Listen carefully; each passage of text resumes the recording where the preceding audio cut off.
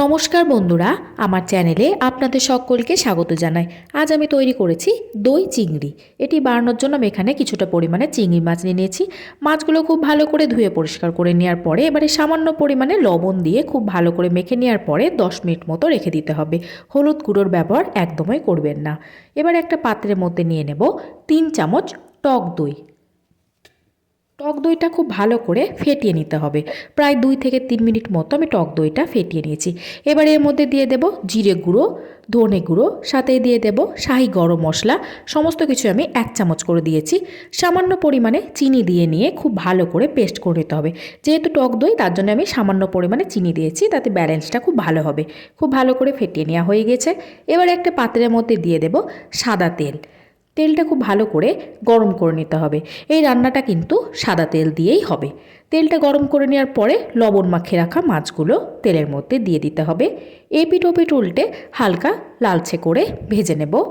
মাছগুলো প্রায় 5 মিনিট মতো ভেজে নিয়েছি। এবারে তেল ঝরিয়ে নিয়ে তুলে নেব।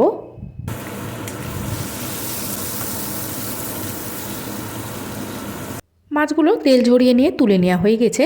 মাছ ভেজে নেওয়া তেলের মধ্যে দিয়ে দেব একটা তেজপাতা, সাথে দিয়ে দেব লবঙ্গ, 2টো এলাচ মুখ ফাটিয়ে নিয়ে দিয়ে দেব। 2 থেকে 3 সেকেন্ড মতো নাড়াচাড়া করে নেওয়ার পরে দিয়ে দেব একটা পেঁয়াজ। পেঁয়াজটা আমি এখানে কুড়ে নিয়েছি, আপনারা চাইলে বেটে নিয়েও ব্যবহার করতে পারবেন। হালকা ভেজে নিতে হবে। প্রায় 5 মিনিট মতো আমি মিডিয়াম টু লো ফ্লেমে রেখে দিয়ে ভেজে নিয়েছি। পেঁয়াজটা যখন হালকা কালার চেঞ্জ হয়ে আসবে তখন এর মধ্যে দিয়ে দেব 1 চামচ গ্রেট করে নেওয়া রসুন। আমি এখানে প্রায় 6 থেকে 7টা রসুন গ্রেট করে নিয়েছি। আরও 2 থেকে 3 মিনিট মতো নাড়াচাড়া করে নেওয়ার পরে দিয়ে দেব 1 চামচ আদা বাটা। মশলাটা খুব ভালো করে নাড়াচাড়া করে মিশিয়ে নেওয়ার পরে এর মধ্যে দিয়ে দেব ফেটিয়ে রাখা টক দই এবং মশলার মিশ্রণটা। এই মুহূর্তে গ্যাসের ফ্লেমটা অবশ্যই লো ফ্লেমে রাখবেন, নইলে টক দইটা কেটে যেতে পারে। খুব ভালো করে সমস্ত কিছু মিশিয়ে নিতে হবে।